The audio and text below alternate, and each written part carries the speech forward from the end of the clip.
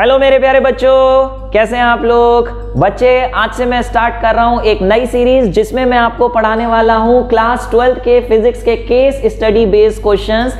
जी हां, आपको मालूम है कि इस बार से क्लास 12 ने अपने बोर्ड के एग्जाम के लिए अपने क्वेश्चन पेपर में नए तरीके के क्वेश्चन इंट्रोड्यूस करे हैं जिसे हम कहते हैं केस स्टडी बेस्ड। जिसमें अगर हम सीबीएसई की बात करें तो टोटल 2 क्वेश्चंस आएंगे जिसमें आपके 5 पार्ट्स होंगे, जिसमें से 5 में से 4 आपको करने होंगे। तो टोटल 8 नंबर के आपके क्वेश्चन आने वाले हैं जो बिल्कुल एक तरीके से फ्री के मार्क्स आपको मिलने वाले हैं अगर आपने सही से तैयारी कर रखी है इस तरीके के क्वेश्चंस की।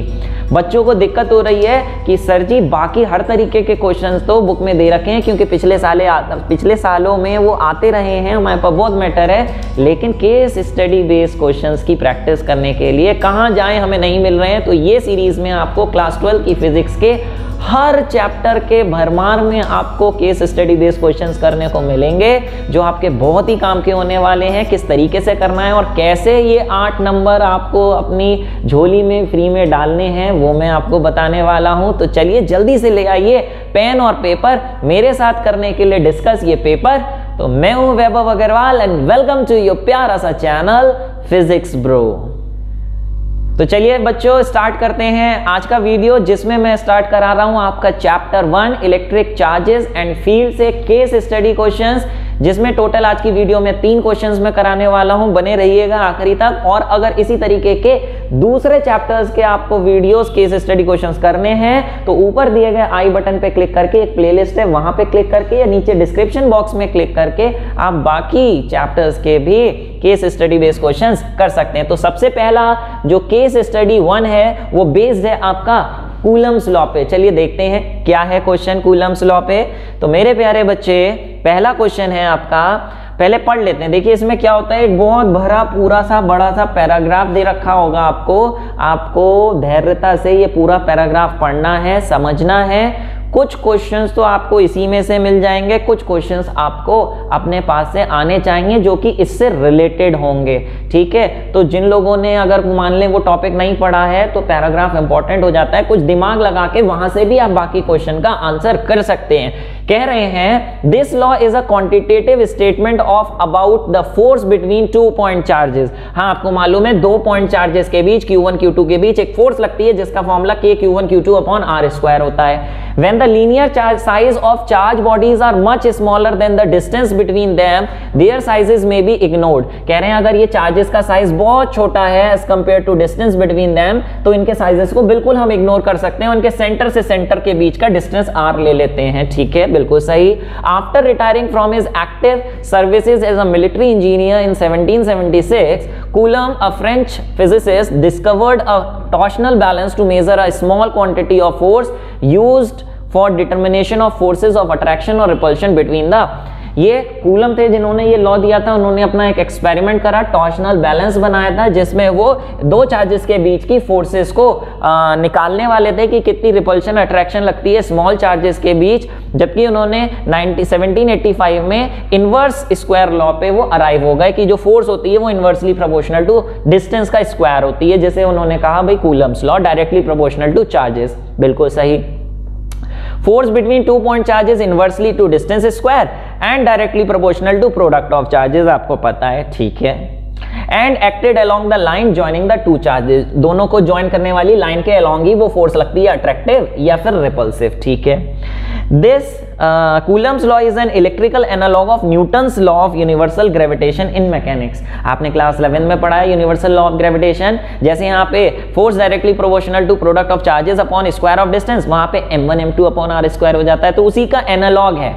ठीक है ना, वहां पे चार्ज होते हैं, यहाँ वहां पे मास होता है, यहाँ चार्ज होता है। ठीक है, तो क्या कह रहे हैं, पहला क्वेश्चन ध्यान से करिए, ये ऐसे क्वेश्चन है थोड़ा दिमाग लगाएंगे तो मेरे हिसाब से पूरा पेपर के ये 8 नंबर सबसे जल्दी आपको मिलते हैं, सबसे कम समय लगता है आपको करने में, तो सबसे आसान है ये 8 मार्क्स लेना। इसको भैया इसमें आधा 1 नंबर भी मत छोड़ना। कह रहे हैं identify the wrong statement in the following.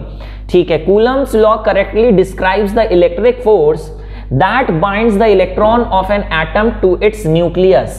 ठीक है ना, बोले कूलम्स लॉ जो होता है क्या करेक्टली डिस्क्राइब करता है रॉन्ग, इसमें से रॉन्ग कौन सी है, रॉन्ग स्टेटमेंट बतानी है। तो भैया आप देखिए, क्या इलेक्ट्रॉन और न्यूक्लियस जो बाइंड रहते हैं वो क्या कूलम फोर्स की वजह से रहते हैं? जैसे न्यूक्लियस में पॉजिटिव है, बाहर इलेक्ट्रॉन घूम रहा है ना, तो इस पे फोर्स लगती रहती है, सेंट्रीपिटल फोर्स प्रोवाइड करता है, इसी वजह से घूमता है। हाँ, कूलम फोर्स की वजह से ही सेंट्रीपिटल लगती है, जिसकी वजह से बाउंड रहता है इलेक्ट्रॉन, बिल्कुल सही है, ये इसमें तो कोई गलती नहीं है। लेकिन इसकी बात करें, binds the proton and neutrons in the nucleus. अरे भैया, प्रोटॉन और न्यूट्रॉन को बाइंड कैसे करेगी electrostatic force? Electrostatic force charges के बीच लगती है। अब न्यूक्लियस में न्यूट्रॉन के अंदर तो कोई चार्ज नहीं होता ना, तो इन दोनों के बीच कोई फोर्स नहीं लगती इलेक्ट्रोस्टैटिक वाली। अब ये अगर आपको नहीं पता था, किसी ने पढ़ा ही नहीं था, तो पैराग्राफ देख के अपना दिमाग लगा सकता था। उसमें लिखा था साफ साफ कि कूलम्बिक फोर्स जो होती है वो चार्जेस के बीच होती है, जबकि न्यूक्लियस के अंदर न्यूट्रॉन पे तो कोई चार्ज नहीं होता, तो वहां इलेक्ट्रोस्टैटिक फोर्स नहीं लगती। यानी ये इलेक्ट्रोस्टैटिक फोर्स नहीं होती है जो न्यूक्लियस के न्यूट्रॉन प्रोटॉन को बाइंड करके रखती है। वो कौन सी फोर्स होती है? वो आपने न्यूक्लियर फोर्स आगे चैप्टर्स में पढ़ा है। तो फिलहाल रॉन्ग पूछना था इन्होंने, तो यही रॉन्ग है, तो इसका आंसर लिख के आ जाएंगे 1 का बी। फिर भी सी और डी आपको देख लेना चाहिए। Binds atom together to form molecules, हाँ। Bind atoms and molecules to form solids, हाँ, वहां पे भी इलेक्ट्रोस्टैटिक फोर्स लगती है। फिलहाल आंसर हो गया इसका बी। समझ पा रहे हैं कि नहीं समझ पा रहे हैं? चलिए सेकंड देखिए, कूलम फोर्स ये मैंने आपको बता दिया पहले ही, ठीक है। Next, two charges 3 × 10⁻⁵ are placed at a distance 10 centimetre. कह रहे हैं इन दोनों के बीच इलेक्ट्रोस्टैटिक फोर्स निकालो। अरे भैया, इससे लड्डू क्वेश्चन क्या मिलेगा? फॉर्मूला उसने पहले ही दे दिया था पैराग्राफ में, अगर किसी को नहीं पता था तो। फॉर्मूला लिखा था F = K की वैल्यू होती है 4πε0 Q1 Q2 अपॉन R²। तो यहाँ पे सिर्फ वैल्यूज डाल दीजिए। इसकी होती है 9 × 10⁹। Q1 कितना है? ये है 3 × 10⁻⁵ और ये है 5 × 10⁻⁴ दूसरा चार्ज। और डिस्टेंस जो 10 सेंटीमीटर है भैया, यही गलती मत करना, डिस्टेंस को आपको मीटर में लिखना चाहिए। तो 0.1 मीटर करोगे तो 0.1 का स्क्वायर आएगा। तो ये 5 × 3 = 15 और 15 × 9 = कितना होता है? 45 का 4 13, 135 तो ऊपर आ जाएगा, ठीक है। अब 135 यहाँ भी है, यहाँ भी है, इन दोनों में से क्या सही है उसके लिए पावर आपको देखनी पड़ेगी। तो आप देखिए 9 - 5, 9 और 9 ये तो पूरा कट जाएगा, और ये 10⁻² ऊपर चली जाएगी, तो ये आपका हो जाएगा, यहाँ पे तो कुछ गड़बड़ी हो गई है, यहाँ पे थोड़ा सा हमें सही कर लेना चाहिए बाबू। ये 10⁴ था, 10⁴ था, तो ये कटेगा नहीं, ये क्या हो जाएगा? 9 और -5 हो जाएगा 4, 4 और 4 हो जाएगा 8, ठीक है। और ये 10⁻² ऊपर जाएगा तो ये हो जाएगा 10⁻²। तो ये बन गया 135 × 10⁻10। कोई ऐसा आंसर है? नहीं है। तो आप क्या करो, एक पॉइंट पीछे ले जाओ, पॉइंट पीछे ले जाओगे तो पावर आगे हो जाएगी, तो आंसर हो जाएगा आपका 113.5 × 10⁻11 Newton. This is the correct answer. अब देखिए कितना आसान है, सिंपल फॉर्मूला बेस। चलिए फिलहाल आगे देखिए, each of the 2 point charges are doubled and the distance is halved.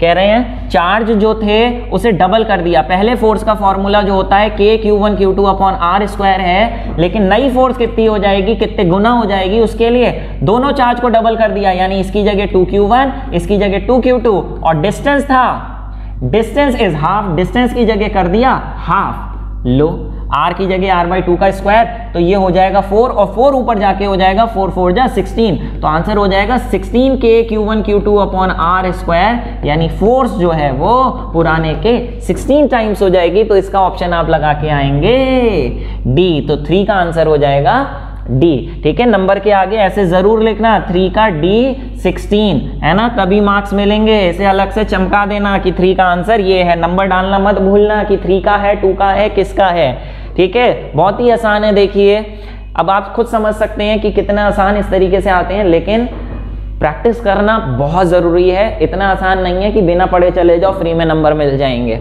The minimum value of force acting between 2 point charges placed 1 meter apart from one another is, ठीक है, 2 point charges के बीच minimum कितनी force लगेगी? भैया force का formula K Q1 Q2 upon R² है। अब minimum force की बात कर रहे हैं, तो चार्ज आप मिनिमम से मिनिमम ले लो। मिनिमम चार्ज एक इलेक्ट्रॉन पे होता है, उससे कोई छोटा चार्ज नहीं होता, तो मिनिमम चार्ज ले लो E, दूसरा भी ले लो E, और placed at 1 metre apart, 1 metre apart. तो आंसर क्या हो गया? KE square. अब आप देखिए थोड़ा सा यहाँ पे दिमाग लगाना पड़ेगा, उसने मिनिमम वैल्यू लिखा था, मिनिमम, तो आपको दिमाग लगाना पड़ेगा कि भैया मिनिमम का मतलब कितना चार्ज लेना है, ठीक है। अब कुछ का दिमाग नहीं लगेगा तो ऑप्शन से लगना चाहिए था, ई दे रखा है सब में, इसका मतलब ये इलेक्ट्रॉन तो आना है भैया, ठीक है। तो बात समझ पा रहे हो कि नहीं समझ पा रहे हो? चलिए फिलहाल बढ़िए आगे। कह रहे हैं A and B are two identical spheres, charged bodies which repel each other with a force F, ठीक है। ये पॉज करो, अपने आप पढ़ो और मुझे कमेंट बॉक्स में टाइप करके बताओ कि इसका आंसर क्या होगा। चलिए जब तक हम बढ़ चुके हैं आगे, कह रहे हैं दो आइडेंटिकल स्फीयर्स हैं, यानी दोनों का चार्ज Q है, ठीक है। Repel each other with a force F kept at a finite distance, let it be। अच्छा तो ये ऐसे नहीं, ये आगे बढ़ना पड़ेगा। कह रहे हैं दो आइडेंटिकल इस तरीके से स्फीयर्स हैं, ठीक है, एक ये और एक ये, ओके। A और B चार्ज हैं, ठीक है, विद अ फोर्स F, ये एक दोनों को लगा रहे हैं फोर्स F। मान लें इस पे चार्ज Q है, इस पे चार्ज Q है, ठीक है, ओके। तो इन दोनों के बीच का डिस्टेंस ले लें कितना, R, तो इन पे फोर्स कितनी लगेगी, F लगेगी, जिसका फॉर्मूला होगा KQ² अपॉन R², ठीक है। A third uncharged sphere of same size is brought in contact with B and removed, it is then kept at the mid point of A and B, find the magnitude on C। बहुत बढ़िया, थोड़ा सा इसको यहाँ से हटाने की, यहाँ की बजाय यहाँ लिख दे रहे हैं। इन दोनों के बीच की जो फोर्स होगी वो फोर्स हो जाएगी KQ² अपॉन R²। कह रहे हैं क्या किया, एक तीसरा चार्ज लाए, उसको B से कनेक्ट टच किया, अनचार्ज था, जब B से टच करेंगे तो इधर का चार्ज कुछ इधर ट्रांसफर हो जाएगा। तो बताओ दोनों पे चार्ज इक्वल कितना बचेगा ट्रांसफर होने से, Q इस पे था, इस पे 0 था, तो भैया ट्रांसफर होने के बाद इस पे बचेगा कितना, Q/2, आधा आधा ट्रांसफर हो जाएगा, और C पे भी हो जाएगा कितना, Q/2। कह रहे हैं इस C को कहाँ रख दिया, इस C को रख दिया A और B के बिल्कुल बीचों बीच। बीचों बीच का मतलब ये A बिल्कुल सेंटर पे, डिस्टेंस अगर हमने R लिया था तो ये हो जाएगा R/2 और ये हो जाएगा R/2। कह रहे हैं नेट फोर्स निकालो C पे कितनी लगेगी, तो इसके लिए नेट फोर्स निकालने के लिए दोनों की फोर्स निकालें, A वाला लगाएगा इस पे B वाला, ठीक है। इस पे कितना चार्ज था, इस पे Q था, प्लस Q प्लस प्लस, तो बताओ A वाला इसको कहां ले जाएगा, प्लस है, धक्का मारेगा, force on C due to A, और B वाला इसे कहां ले जाएगा, इधर, force on C due to B। Net force अगर हमने निकालनी है तो नेट फोर्स निकालने के लिए बड़ी में से छोटी माइनस करनी पड़ेगी। ऑब्वियसली बड़ी A वाली की वजह से होगी या B वाले की वजह से, ऑब्वियसली A बड़ा चार्ज है तो A वाला इस पे ज्यादा फोर्स लगाएगा, तो FCA माइनस FCB कर देंगे। उससे पहले FCA FCB अलग से निकाल लीजिए और इसमें डाल दीजिए। अब FCA कैसे आएगी, देखिए FCA का फॉर्मूला के C और A के बीच निकाल रहे हैं तो C और A का चार्ज ले लें, this into this, Q into Q/2, और डिस्टेंस हो जाएगा R/2 का होल स्क्वायर। डायरेक्टली लिख दे रहा हूं, ये आंसर हो जाएगा 2Q² अपॉन R²। ऐसे ही अब आप निकालिए FCB। FCB निकालने के लिए क्या करेंगे कि C और B के बीच, C और B दिस इंटू दिस कर दें तो Q/2 इंटू Q/2, और डिस्टेंस है इनका R/2 का होल स्क्वायर। डायरेक्टली लिख दे रहा हूं, ये हो जाएगा KQ² अपॉन R²। अरे KQ² अपॉन R² तो किसके बराबर हो गया, ये F के बराबर हो गया, तो इसको लिख देंगे हम F, जबकि ये किसके बराबर हो गया, 2F के बराबर हो गया। तो आप क्या करिए, FCA की जगह ये लिख दीजिए 2F और FCB की जगह लिख दीजिए F, तो ये आंसर आ गया आपका F। तो इस तरीके से इसका आंसर हो जाएगा C। थोड़ा सा यहाँ पे समय ज्यादा लगा, न्यूमेरिकल आ गया था, लेकिन कोई बात नहीं, समझ में आया कि नहीं आया। अभी कितने बच्चे जल्दीबाजी में 0 लगा देंगे, कहेंगे अच्छा बीच में लगाया, इधर इधर कैंसिल, 0। नहीं भैया, सॉल्व सही से करना है, इतना भी नहीं आसान होगा कि डायरेक्ट ऐसे ही बिना सॉल्व करे लगा दें। तो ये आपका भैया था केस स्टडी A। अब हम चल रहे हैं केस स्टडी 2 पे, जो कि बेस्ड है आपका इलेक्ट्रिक डाइपोल पे। बच्चे इसके अलावा मैंने 2020 के प्रीवियस ईयर बोर्ड पेपर्स कराना भी शुरू किया है, जिसका लिंक नीचे डिस्क्रिप्शन बॉक्स में दे रखा है। एजर्शन रीजनिंग बेस की सीरीज अलग से स्टार्ट करी है, जिसका लिंक डिस्क्रिप्शन बॉक्स में दे रखा है, वो चाहते हैं तो अब वहां पे भी जाके देख सकते हैं। फिलहाल भैया अगर समझ में आ रहा है, काम की सीरीज है, तो जल्दी से एक लाइक ठोक दो। सब्सक्राइब नहीं किए हो, नए आए हो तो सब्सक्राइब कर लो, ताकि आगे आने वाली इसी तरीके की वीडियोस आपको डायरेक्टली नोटिफिकेशन मिलता रहे। फिलहाल केस स्टडी 2 पे आ जाओ। Case study 2 electric dipole. Electric dipole, डाइपोलो, ठीक है, देखते हैं 2 हाइड्रोजन ऑक्सीजन। बेटा चलिए देखते हैं क्या क्वेश्चन है। डायग्राम दे रखा होता है आपकी, जो ये होती है क्वेश्चंस, एक डायग्राम जरूर दे रखा होता है जनरली। कह रहे हैं electric field due to a charge configuration with total charge 0 is not 0। ठीक है, कह रहे हैं एक ऐसा कॉन्फ़िगरेशन जिसका टोटल चार्ज 0 हो, टोटल चार्ज मतलब जितना प्लस हो उतना माइनस हो, तो टोटल चार्ज 0 हो, उसकी वजह से इलेक्ट्रिक फील्ड 0 नहीं है। Electric field is not 0, but for distances larger compared to size of configuration it fields falls off faster than 1/r square typically।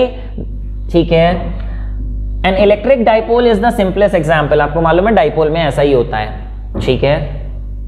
An electric dipole is a pair of equal and opposite charges, distance 2a, dipole vector moment vector p, magnitude q into a, सब आपको पता है, जिसको नहीं पता है वो पढ़ लें सही से।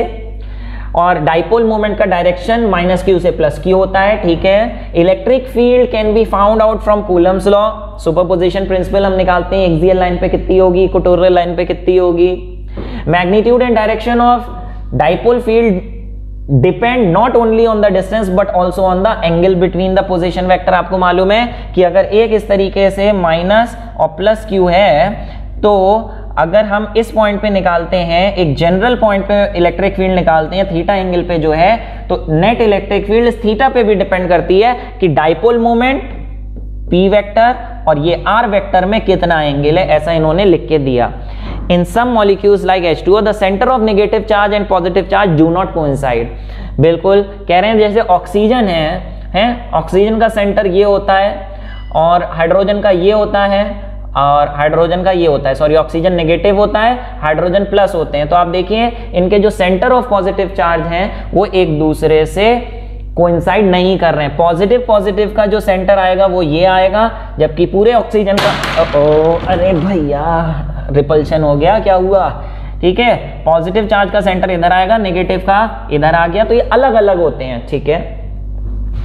सो they have permanent dipole moment, such molecules are called polar. जिनका प्लस अलग होता है, माइनस अलग होता है, उन मॉलिक्यूल्स को हम कहते हैं पोलर मॉलिक्यूल्स। दूसरे तरीके के होते हैं नॉन पोलर। फिलहाल क्वेश्चन क्या पूछे हैं, let's see. What will be the value of electric field at the centre of the dipole. Centre of the dipole पे क्या इलेक्ट्रिक फील्ड 0 होती है? आधे बच्चे लिख के आएंगे यस। भैया 0 क्यों होगी? अगर दोनों प्लस हैं, हाँ, तो सेंटर पे इलेक्ट्रिक फील्ड जितनी इसकी वजह से होगी उतनी इसकी वजह से तब 0 होगी। लेकिन भैया डाइपोल एक माइनस क्यू होता है, एक प्लस क्यू होता है, तो यहां पे नेट इलेक्ट्रिक फील्ड अगर निकालें ए और बी की वजह से, तो आप देखिए इस पे प्लस चार्ज रख के देखिए, प्लस चार्ज की वजह से, इसकी वजह से इलेक्ट्रिक फील्ड इधर आएगी ओ पॉइंट पर, तो E on O due to A, जबकि B की वजह से भी इधर ही आएगी, E on O due to B, तो भैया 0 तो नहीं होगी। Equal to the electric field due to one charge, एक चार्ज की वजह से जितनी इलेक्ट्रिक फील्ड आ रही है, क्या सेंटर पे नेट इलेक्ट्रिक फील्ड भी उतनी होगी? नहीं। आप देख रहे हैं दोनों सेम डायरेक्शन में आ रही हैं, तो इलेक्ट्रिक फील्ड डबल हो जाएगी। इसकी वजह से अगर O है, इसकी वजह से O भी है, तो net electric field this plus this होने पर डबल हो जाएगी, तो twice the electric field due to one charge at the centre. यही इसका आंसर होगा। Net electric field on O is equal to EOA plus EOB, और आपको मालूम है ये दोनों सेम होंगी, तो इसे हम ट्वाइस EOA भी लिख सकते हैं, तो इलेक्ट्रिक फील्ड डबल होगी। Answer is C. थोड़ा सा दिमाग लगाना होगा, थोड़े फॉर्मूले पता होने चाहिए और थोड़ी प्रैक्टिस। फिलहाल देखिए अगला क्वेश्चन। क्वेश्चन इतने बड़े बड़े होंगे लेकिन आंसर कितने चुटकियों का होगा देखना जरा।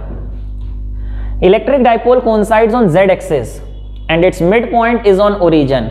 चलिए मान लेते हैं ये एक Z एक्सिस है इस तरीके से, ठीक है, और इलेक्ट्रिक डाइपोल Z एक्सिस पे रखा है इस तरीके से with its mid point on origin, ठीक है। Electric field at N axial line at a distance Z from the origin is EZ। कह रहे हैं एक्सियल लाइन पे इलेक्ट्रिक फील्ड है EZ ओके, EZ है इलेक्ट्रिक फील्ड एक्सियल लाइन पे, okay, and equatorial line पे है EY, इक्वेटोरियल लाइन पे है EY, ठीक है। तो कह रहे हैं EZ अपॉन EY का फॉर्मूला बताओ, रेशियो क्या आएगा। तो भैया आपको मालूम होना चाहिए कि इक्वेटोरियल लाइन पे अगर इलेक्ट्रिक फील्ड E होती है तो एक्सियल लाइन पे डबल होती है। फॉर्मूला मालूम है, लार्जर डिस्टेंसेस पर एक्सियल लाइन पे जो इलेक्ट्रिक फील्ड होती है वो होती है K 2P upon R cube, जबकि इक्वेटोरियल लाइन पे होती है K P upon R cube. याद है कि नहीं है? तो इलेक्ट्रिक फील्ड एक्सियल लाइन पे डबल होती है, डबल होती है। तो आप सिंपली यहाँ पे डाल दीजिए ऊपर एक्सियल नीचे इक्वेटोरियल, तो this upon this is equal to आ जाएगा आपका कितना 2, ठीक है। यहाँ लिखना रह गया है, आंसर फिलहाल 2 है। सिंपल, देखिए क्वेश्चन इतना बड़ा है, उन्होंने अलग तरीके से पूछ लिया, दिमाग हिल जाएगा, लेकिन फॉर्मूला पता है आपको तो कितनी आसानी से आप निकाल सकते हैं। चलिए देखते हैं। Electric dipole of moment P is placed in uniform electric field. The maximum torque. Torque का फॉर्मूला मालूम है कि नहीं मालूम है? टॉर्क का फॉर्मूला होता है P vector cross E vector या PE sin थीटा। तो मैक्सिमम टॉर्क तब लगेगी जब sin थीटा की मैक्सिमम वैल्यू कितनी हो जाएगी 1। तो आंसर क्या हो जाएगा? अरे इससे लल्लू क्वेश्चन का मिलेगा, ठीक है, ए लो भैया। नेक्स्ट कह रहे हैं A and B are two identical sphere charge bodies which repel each other with a force F। ये बेटा पिछला वाला कॉपी हो गया था, चलिए वाला देखिए। If X is the bond length of hydrogen molecule and E is the electronic charge then dipole moment। बहुत बेहतरीन क्वेश्चन। हाइड्रोजन मॉलिक्यूल जो होता है H2, उसमें क्या होता है, एक H का एटम और दूसरे H का एटम, ये बॉन्ड से मिले होते हैं, जिसे हम bond length, distance bond length के बराबर होता है।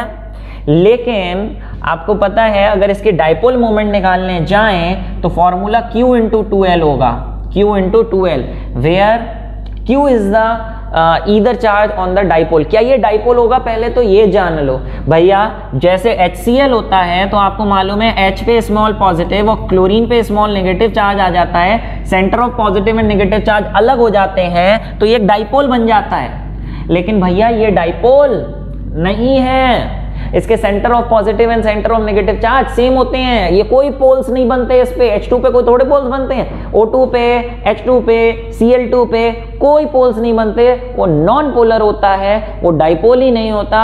Centre of positive negative charge lie on the same point, जिसकी वजह से आप कह लो 2L 0 हो जाएगा। Centre of positive and negative charge एक ही के ऊपर लाई करेंगे, जिसकी वजह से डाइपोल मोमेंट 0 होता है नॉन पोलर का। तो आंसर विल बी डी, ठीक है। इतनी सारी वैल्यूज ऐसे दी थी कि बच्चे समझते Q इंटू 2L, अच्छा Q है E और 2L है 2x, E इंटू 2x लगा के आते। भैया नहीं, कंफ्यूज करने के लिए दी रखी हैं वैल्यूज। फिलहाल जल्दी से आ जाइए केस स्टडी 3, जो कि है आपका तीसरा टॉपिक, गॉस थ्योरम। देखो फर्स्ट चैप्टर में 3 टॉपिक्स हैं, पहला फोर्स, दूसरा इलेक्ट्रिक फील्ड और तीसरा गॉस। तो तीनों के मैंने कवर कर लिए हैं, आगे और भी लाएंगे हम इस तरीके से। फिलहाल लाइक किए हो कि नहीं किए हो?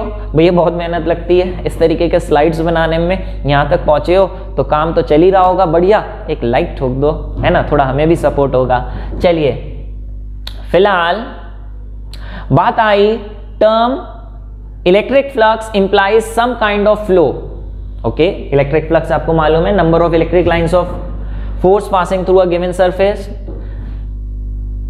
ठीक है। Electric flux is the property of electric field, it is equal to product of given area and normal component of electric field, ठीक है। ये आपको मालूम ही है, इलेक्ट्रिक फ्लक्स इन दोनों का प्रोडक्ट होता है, जो कि इसके बराबर भी होता है। ये गॉस थ्योरम होती है। तो गॉस थ्योरम इन्होंने लिख के दी कि flux passing through a close surface is 1 upon epsilon not times charge enclosed inside the surface, या ये, ठीक है। Gauss theorem is quite useful in calculating electric field in problems where it is possible to choose a closed surface such that electric field has normal component either 0 or has a single fix at every point, ठीक है। सब चीजें मालूम है। Symmetry consideration in many problems make the application of Gauss theorem much easier। आपको मालूम है Gauss theorem के बहुत सारी एप्लीकेशन हमने पढ़ी थी, electric field due to a point charge, due to a line charge, due to a spherical charge, due to a plane sheet of charge की वजह से हम इलेक्ट्रिक फील्ड निकाल पाते हैं बहुत ही आसानी से अगर हम गॉस थ्योरम यूज करते हैं। ठीक है, तो ये सब दे रखा है, पॉज मारिए, इसको पढ़िए। To close surface we choose to solve the given problem is called Gaussian surface. उस क्लोज सरफेस को हम गॉसियन सरफेस कहते हैं जिस पॉइंट पे हमें इलेक्ट्रिक फील्ड निकालनी होती है जिसके अंदर चार्ज होता है। Any violation Gauss theorem will reflect a deviation from inverse square law. आपको मालूम है इलेक्ट्रिक फील्ड और electric force inversely proportional to square of the distance होती है, उसे हम इनवर्स स्क्वायर लॉ कहते हैं। अगर आप गॉस थ्योरम में कुछ भी डेविएशन करेंगे तो वो इनवर्स स्क्वायर लॉ फेल हो जाएगा, इसलिए गॉस थ्योरम को ऐसे ही स्टेट किया जाता है और जो होती है। फिलहाल question, what is the SI unit of electric flux. अब देखो किसी को नहीं मालूम है फ्लक्स की यूनिट, तभी तो उन्होंने फॉर्मूला दे दिया Q अपॉन एप्सिलॉन नॉट या E डॉट ds, इससे निकाल लो फ्लक्स की यूनिट। नहीं मालूम है, अब दिमाग में मत खोजने बैठ जाओ क्या होती है क्या होती है, अरे फॉर्मूला लिखा है, दिमाग लगाओ। E डॉट ds साफ साफ उसने लिख के दिया है, तो E डॉट ds होता है, तो E की और ds की यूनिट लगा दो। इलेक्ट्रिक फील्ड होती है क्या, electric field is force per unit charge, है ना। फोर्स की होती है आपकी न्यूटन और चार्ज की कूलम, न्यूटन पर कूलम, और एरिया ds एरिया, एरिया की मीटर स्क्वायर, तो लो आ गई न्यूटन मीटर स्क्वायर पर कूलम। कहाँ है ये लिखा, सो सिंपल। तो ये फायदा है पैराग्राफ देने का, कुछ क्वेश्चंस पैराग्राफ से भी मिलेंगे। For a given surface, Gauss law is stated as this. From this we conclude. भैया गॉस थ्योरम अभी आपने लिखी थी integration of E dot ds। अगर ये आपको जीरो दे रखा है, E डॉट ds जीरो दे रखा है, what does this mean? It means that Q upon epsilon not जो जिसके इक्वल होता है ये भी जीरो है। What does this mean? Q is equal to zero है, यानी net charge inside the enclose inside the Gaussian surface is zero, है ना। तो ये देखो किस में दे रखा है, कह रहे हैं E is necessarily zero on the surface. जरूरी तो नहीं है कि इलेक्ट्रिक फील्ड जीरो हो, ठीक है। E is necessary perpendicular, total flux through the surface is zero. जी हाँ, total flux through the surface is zero, बिल्कुल। अगर E डॉट ds जीरो है तो total flux through the surface zero होगा, है ना, टोटल फ्लक्स जीरो होगा।